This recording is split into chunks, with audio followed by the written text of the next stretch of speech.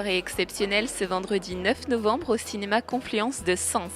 L'association 606 Read and Blues, en partenariat avec la MJC La Fabrique, a présenté le film documentaire Rock'n'Roll of Corse en présence d'Henri Padovani, guitariste corse et cofondateur en 1977 du groupe internationalement connu The Police, aux côtés de Stewart Copeland, Andy Summers et Sting. Le film, réalisé par Lionel Gage, a été l'occasion de répondre en images aux nombreuses questions récurrentes posées à ce musicien, témoin et acteur d'une grande page du rock'n'roll. Henri a écrit une autobiographie, plus ou moins. Enfin, il a écrit un livre, voilà, qui s'appelle Secret Policeman.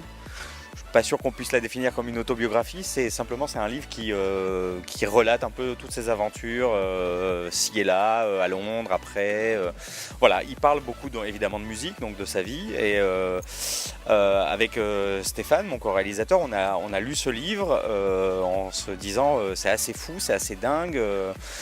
Il y a de la matière, enfin voilà, on savait pas trop où aller, on savait pas trop quoi faire, et donc on a été voir Henri qui nous a gentiment dit si vous avez du temps à perdre, allez-y. D'accord. Donc c'est aussi une façon de répondre à beaucoup de questions qu'on vous pose, Monsieur Padovani.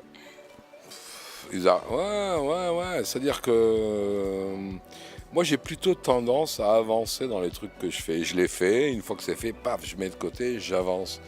Et là, j'avais écrit ce livre parce que tout le monde me posait plein de questions. Bon, j'ai dit, allez, je réponds une fois pour toutes. Et puis j'avance, je fais mes trucs. Et c'est vrai, les gens sont un peu fascinés par cette période assez incroyable qu'on avait vécue à Londres.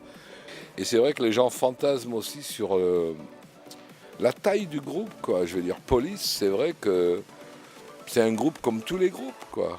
On a démarré comme démarrent tous les groupes, c'est-à-dire 3 potes qui se retrouvent et qui veulent faire quelque chose, en tout cas s'en sortir un petit peu, quoi. Gagner de l'argent en faisant de la musique, etc.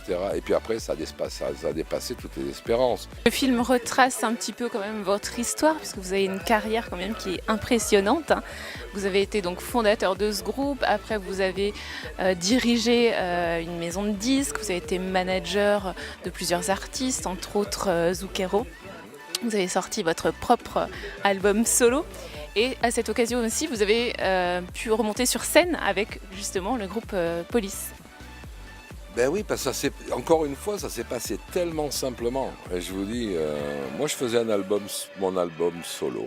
J'avais envie de faire un album, puisque j'avais arrêté toutes sortes de business. Et sur un morceau, on ne savait pas trop comment le faire. Vous savez, vous êtes en studio, vous cherchez des directions pour un morceau. On se disait, celui-là, il faut vraiment qu'il soit reggae, mais en même temps, c'est un morceau de rock. Alors, on hésitait entre reggae et rock. Et du coup, le réalisateur de l'album me dit, il faudrait un genre de batteur, genre Stewart Copeland. Ah ben, j'ai dit, c'est voilà, une bonne idée, je l'appelle. Donc, j'ai appelé Stewart, qui me dit, ah ouais, j'ai trop envie de jouer avec toi, c'est génial, tu fais un album. Ouais, c'est le genre de truc qu'on dit...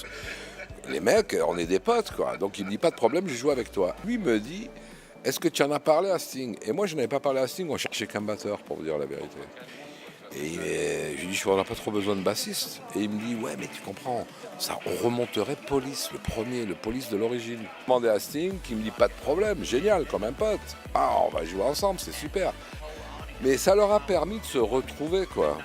C'est ça qui était finalement, quelque part, en tout cas pour tous les fans qui sont tellement nombreux de ce groupe The Police, ils se sont revus. Et ils ont joué ensemble et peut-être que ça a planté une petite graine à Sting, puisque peu de temps après, 6 mois après, il annonçait la reformation de Police.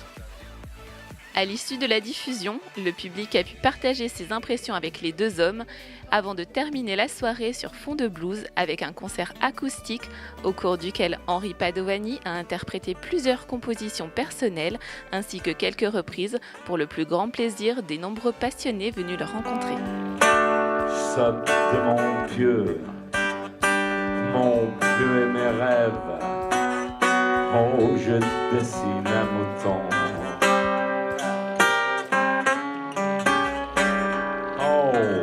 Des journées